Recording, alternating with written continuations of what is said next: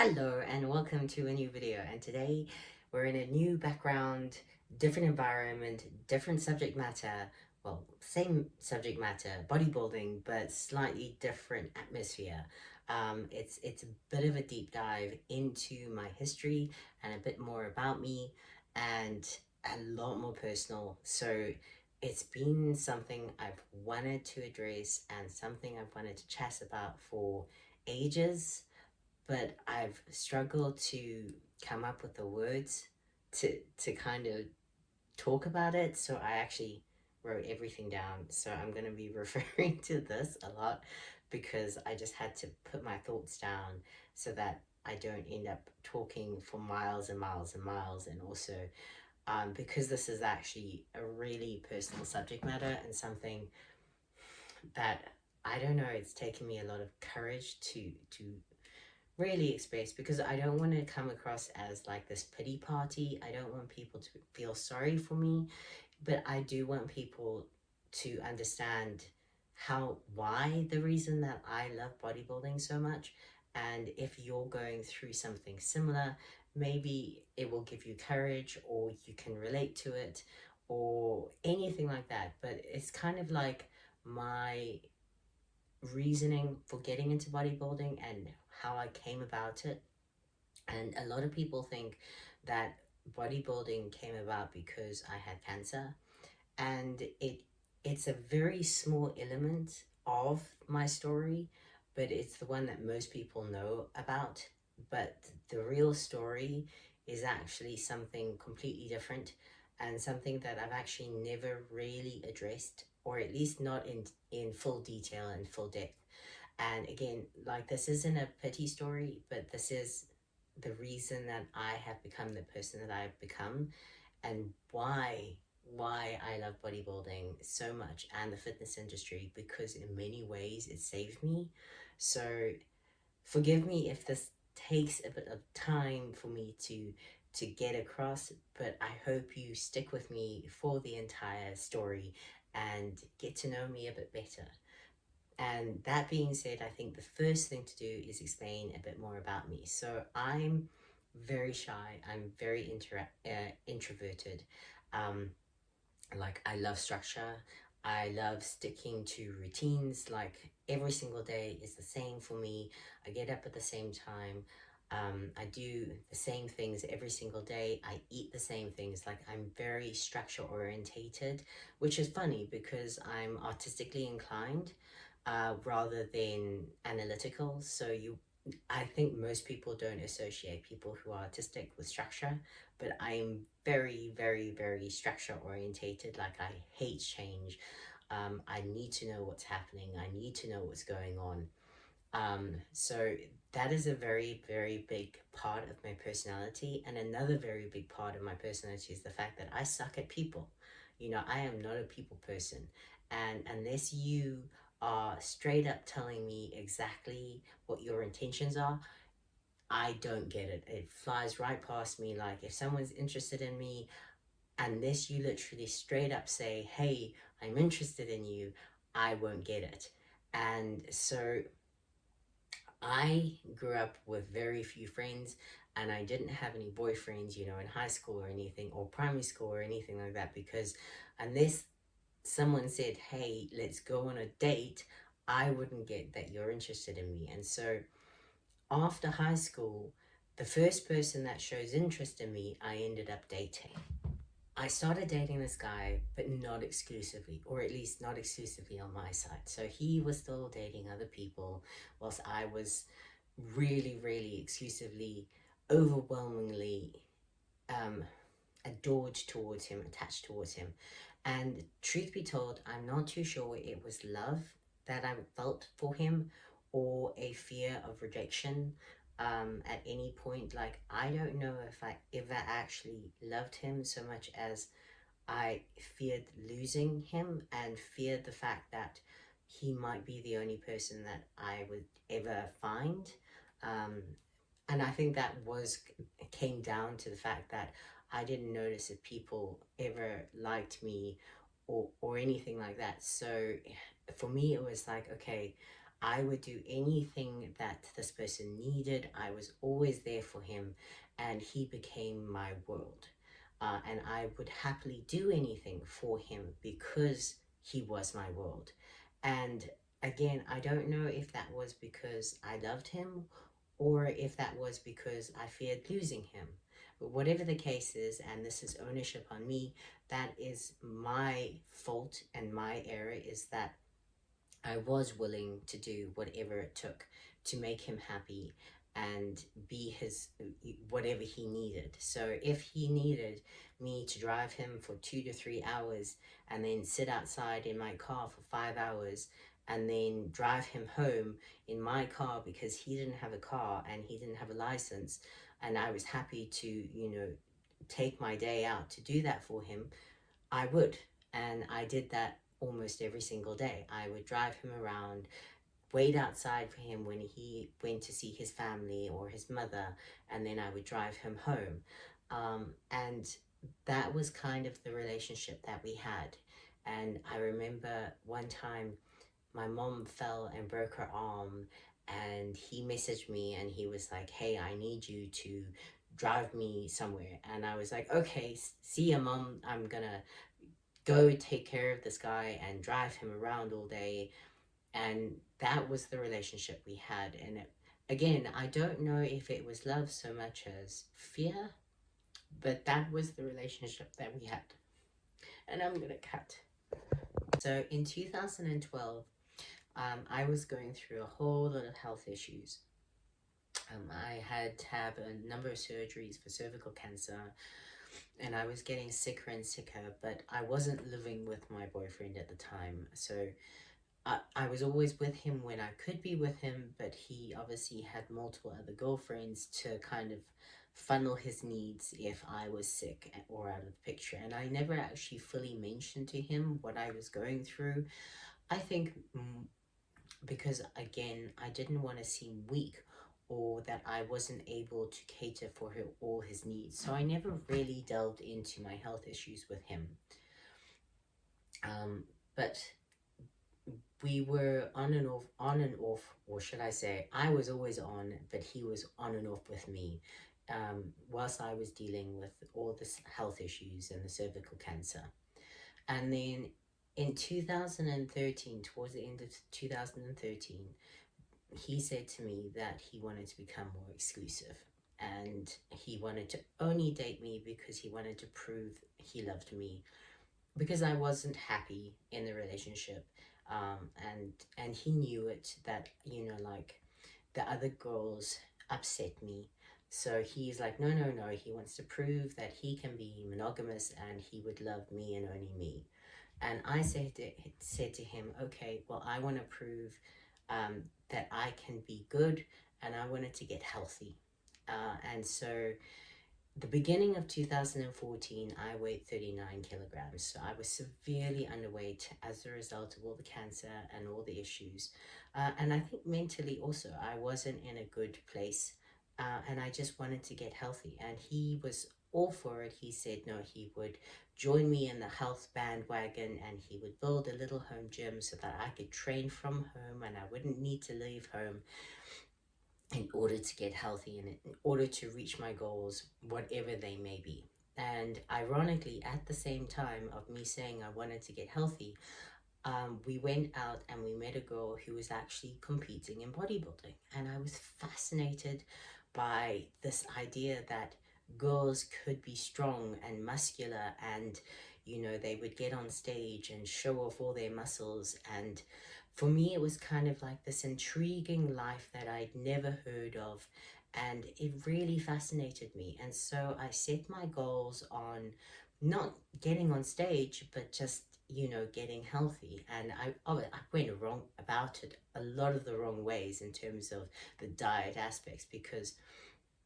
before, I was like, I wouldn't eat all day, and then I would have like one giant bucket of KFC for dinner, and that was kind of like my meal for the day. So I had no idea about nutrition or anything like that. So going from not knowing anything about nutrition, my first kind of concept of nutrition was, low fat, no red meat, because, you know, red meat is bad.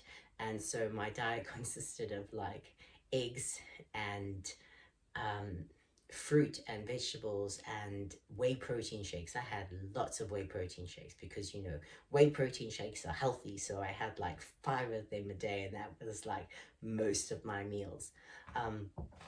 But it was more calories and healthier calories than I had been eating. And so I started to put on weight and, of course, muscle mass. And my goal at the time was to be able to do a push-up and a pull-up.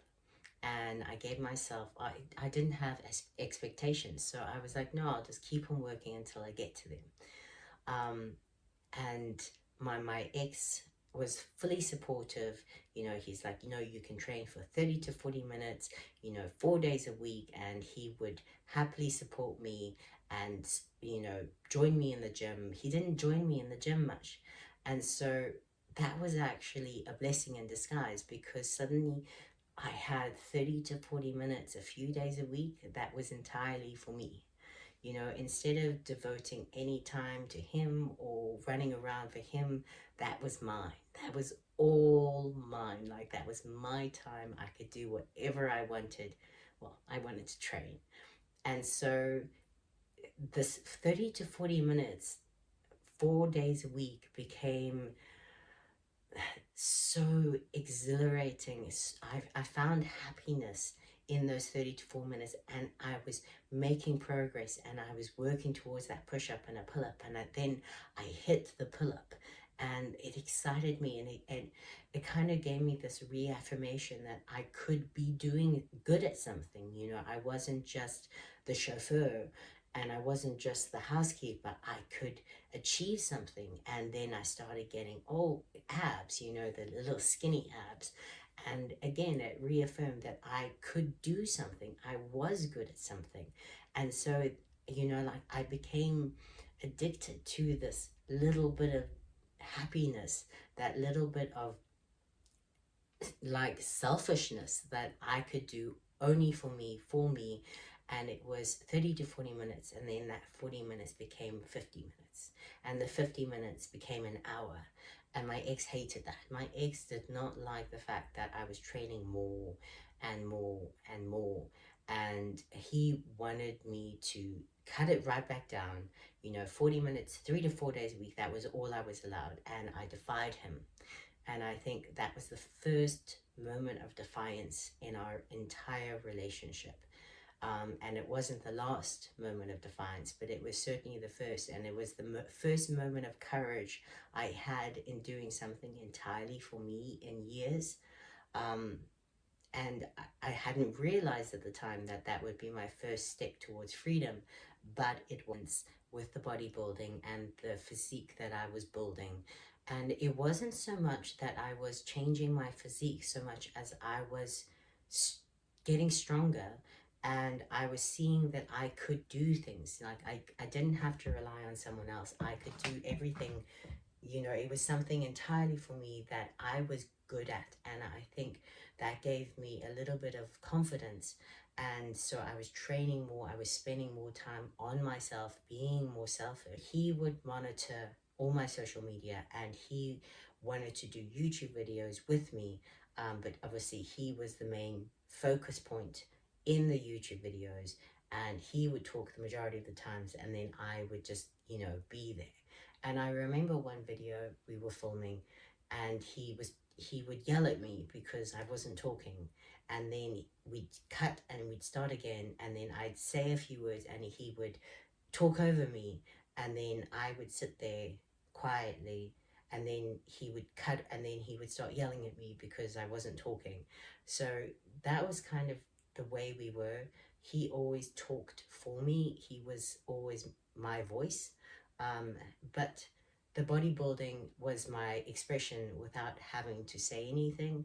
And so it just further propelled my love and my obsession for bodybuilding. And I will say it did become an obsession because it was my only outlet. So I kept on working at the bodybuilding, and then I decided to enter a competition. And somehow, I don't know, he said yes. He allowed me to do the competition. So I drove there. and he came with me, and didn't know how to pose, and I didn't have the right tan, and I made a bikini out of a push-up bra and sewed a little bottom, and I glued studs to my heels because, you know, I was gothic and alternative, and I wanted to rock like lots of bedazzled stuff. So completely the wrong bikini unless you're entering WBFF. But I did it, and even though I didn't know how to pose and I didn't know the quarter turns or anything, I somehow came third. And that reaffirmed and validated everything that I was doing. And so it was the snowball effect that gave me more confidence. And so I was even more driven to work harder at the bodybuilding. And of course, my ex did not like that. So after my first year of competing, I'd done really, really, really well, better than I had expected. Obviously, I had no anticipations about my bodybuilding career, but I did really, really well. I won a few bigger shows, and as a result, I got my first sponsor, and it was a gym. And I was actually quite strategic about it because this gym was close to my parents' place, and my ex didn't allow me to see my parents. So it was a way that I could sneak out of the house, go gym, and see my parents.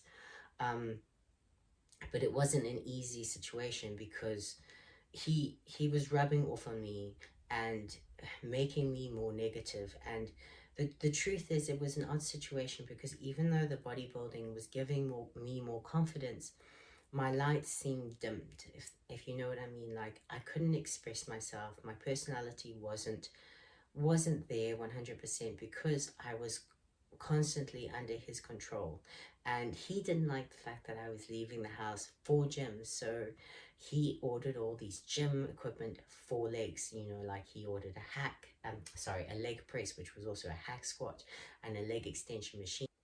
So we continued in this weird kind of relationship where I would gradually defy him that little bit more and that little bit more for 2 years. But things were progressing. And then in 2016, he told me that he wanted to be polyamorous. And so if anyone doesn't know what that is, he essentially wanted to start dating a second girl in conjunction with me. And I did not handle that really well. Honestly, I didn't. And so I started crying every single day because I didn't know anything else. And there was a fear of me losing him because he had built this idea that I couldn't do any better. And he would always remind me that I had so much muscle mass now that no other man would accept me. And so I think out of fear, I stayed. Because I didn't think anyone else would accept me or notice me. And so he started dating the second person, and I would always be at home. So I was actually in the middle of prepping for my first women's physique kind of big show, my debut at the Arnold's at the time. He was dating this other woman, and I was not handling it well. So I remember walking across the street to go to the shops and thinking, oh, I wonder if a car just hits me now. You know, would that be better? And when I did manage to go to the gym, you know, I would imagine, you know, getting into a car crash because maybe that would be better. So it was not an easy time to be in a relationship, knowing that the person that I was devoting my entire time with was, you know, openly flaunting another person to the world, and, you know, showing that he loved multiple people. And I say loved in inverted commas because I don't know if he loved either one of us, or he just found it convenient that he had someone, you know, no matter what. And I think my world kind of shrank then because I couldn't focus on the bodybuilding, and I think it showed in the results because I didn't I didn't look as good as I think I could have. I still came second at the Arnold's, and I was proud of my physique. But I think there was so much emotion behind that competition that I struggled to really give it 100%. And after the competition, you know, he continued dating her, and he actually, I think he spent about a week with her after the comp, you know, whilst I got back to it and decided on a new show. And then I started going back to the gym, because I was kind of like, I needed that outlet. I needed some me time again. You know, I couldn't focus entirely on him when he wasn't even there most of the time. And I remember I was crying every single day at that point. Like, I was so emotional, I was so broken. And you know, you put on a face for social media and you pretend everything's fine. And I went to the gym, and someone I'd never spoken to before,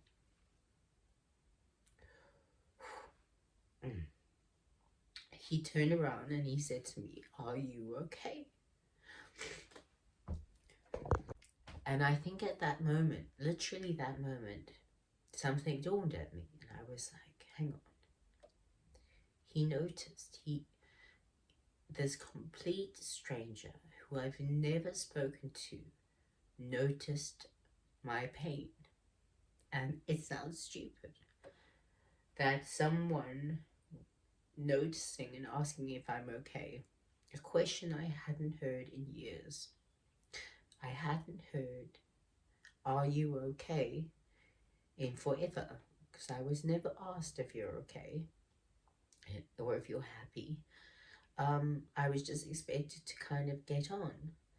And it dawned on me, you know, maybe all this pain isn't worth it.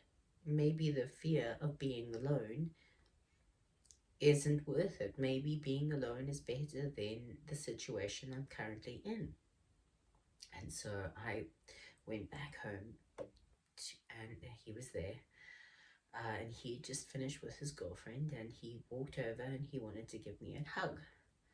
And I shrank away. I don't know if it was because he had just been with another woman, maybe, or maybe it was just that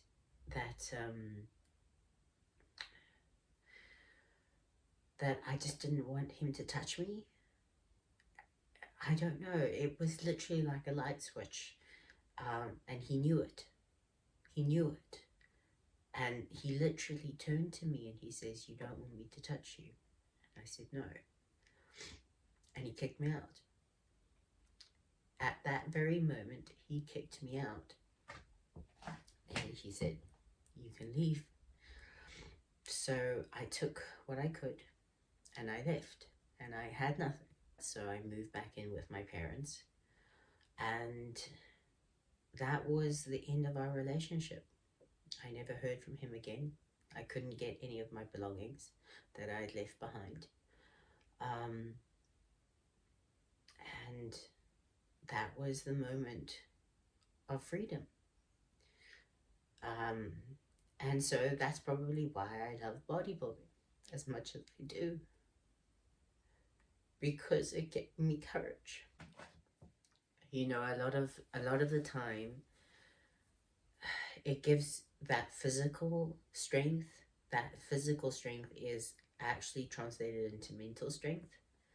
And I've got a lot of wounds, and I won't lie, I've been damaged. But bodybuilding saved me. You know, like, it gave me the courage to find myself, and it gave me the courage to realize I'm good enough and I'm worthy enough to be happy. So the reason I put this video up, or recorded this video, is to tell you that everyone has, you know, their own struggles. And you're not alone in your struggle. There are other people going through exactly the same situation. And if you find happiness and joy in lifting weights or getting on stage or having a purpose like lifting or anything like that, don't be ashamed of it. Find something that makes you happy. Find something that you can do purely for you, because you need to be that little bit selfish and you need to find your happiness wherever that may be, because life is about finding happiness and having purpose. So that is my story, and no more tears. But I can now officially say that I know what real love is, and I can officially say I know what real passion is, and why I love bodybuilding so much, and I will defend it, and I don't care what people may think about it, because for me it saved my life and it gave me a chance to be happy. And I hope you can find that happiness if you are struggling. And I hope you can find someone that sees you and loves you for you, and you're not in a relationship like I was. And if you are, know that you can get out and you will be okay. And you will find someone who appreciates and loves you for you, as I did. Because I have an incredible husband. And you know that the only times that I've ever cried with him is when he's made me laugh to the point that I started crying. So there is light at the end of the tunnel, and I hope you find it. And I hope you have an amazing day, morning, evening, and I promise no more sad videos from me.